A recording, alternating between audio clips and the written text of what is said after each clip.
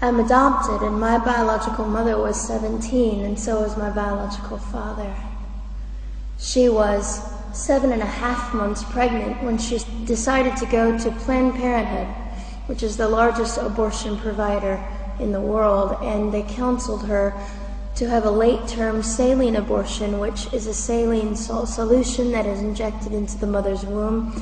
The baby gulps that solution, it burns the baby inside and out, and then she is to deliver a dead baby within 24 hours. And to everyone's great shock and surprise, I didn't arrive dead but alive on April the 6th, 1977 in a Los Angeles County abortion clinic. What's fantastic about this, about the perfect timing of my arrival, is that the abortionist was not on duty yet. So he wasn't even given the opportunity to continue on with his plan for my life, which was death. And I know that I am in a government building, and a beautiful one it is, and I love your country as well as my own. But I know in the age that we live in, it is not at all politically correct to say the name of Jesus Christ in places like this. To bring him into these sorts of meetings, because his name can make people so terribly uncomfortable.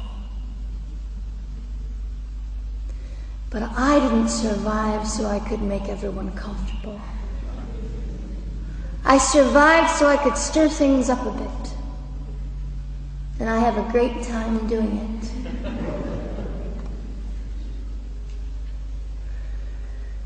And so I was delivered alive, as I've already said, after 18 hours. I should be blind, I should be burned, I should be dead. And yet I'm not.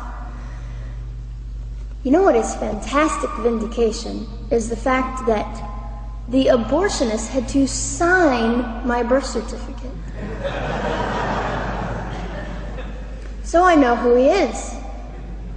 And it also says, for any skeptic listening, on my medical records, born during saline abortion. Ha! They didn't win. I've done some research on the man that performed the abortion on me.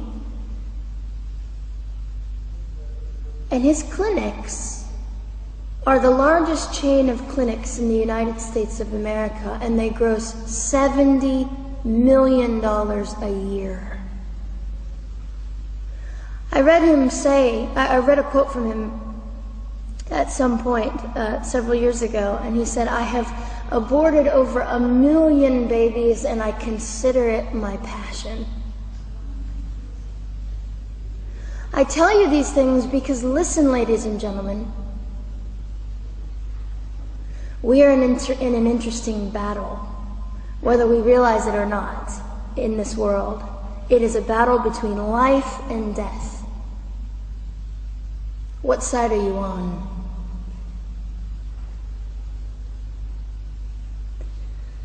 So a nurse called an ambulance and had me transferred to a hospital, which is absolutely miraculous. Generally, the practice at the time, and up until 2002, was, in my country, was to end the life of an abortion survivor by strangulation, suffocation, leaving the baby there to die, or throwing the baby away.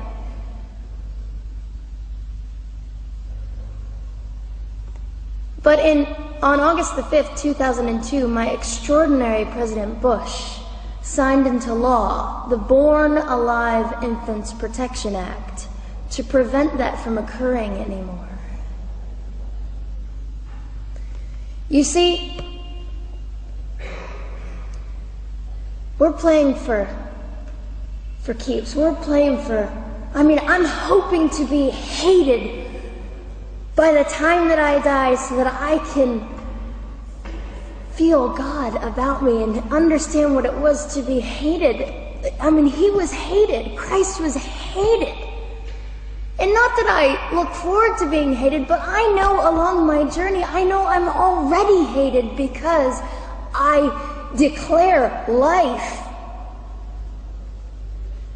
I say, you didn't get me. The silent Holocaust didn't win over me. And my mission, ladies and gentlemen, among many things, is this: to infuse humanity into a debate that we have just compartmentalized and set on a shelf and said it is an issue. We have removed our emotions. We are becoming harder. Do you really want that? How much are you willing to take, and how much are you willing to risk to speak the truth in love and graciousness and stand up and at least be willing to be hated? Or at the end of the day, is it all about you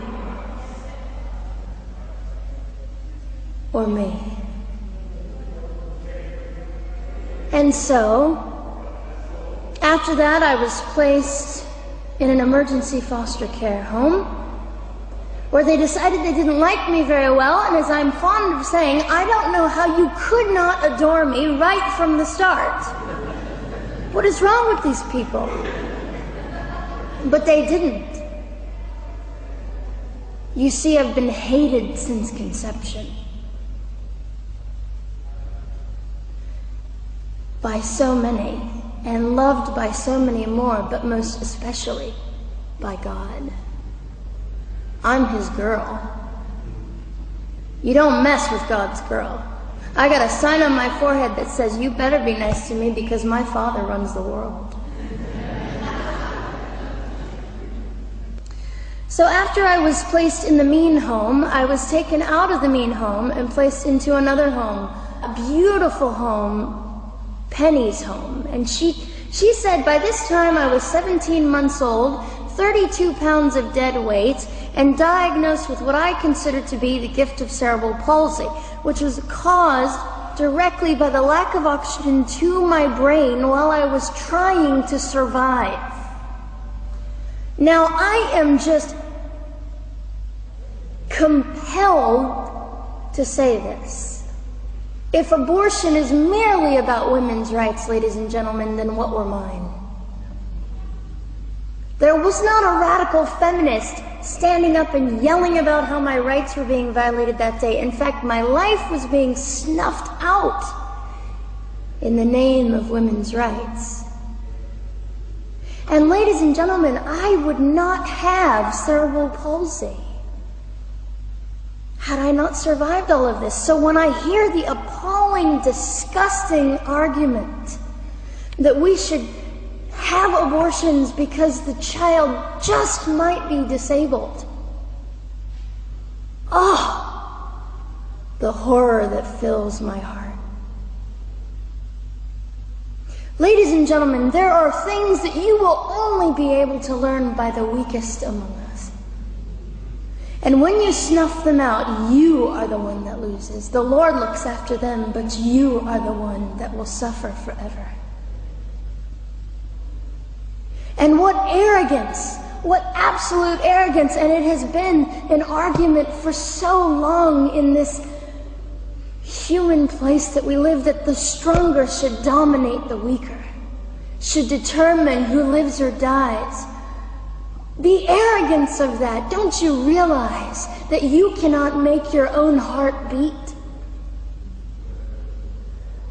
Don't you realize that all the power that you think you possess, you really possess none of it?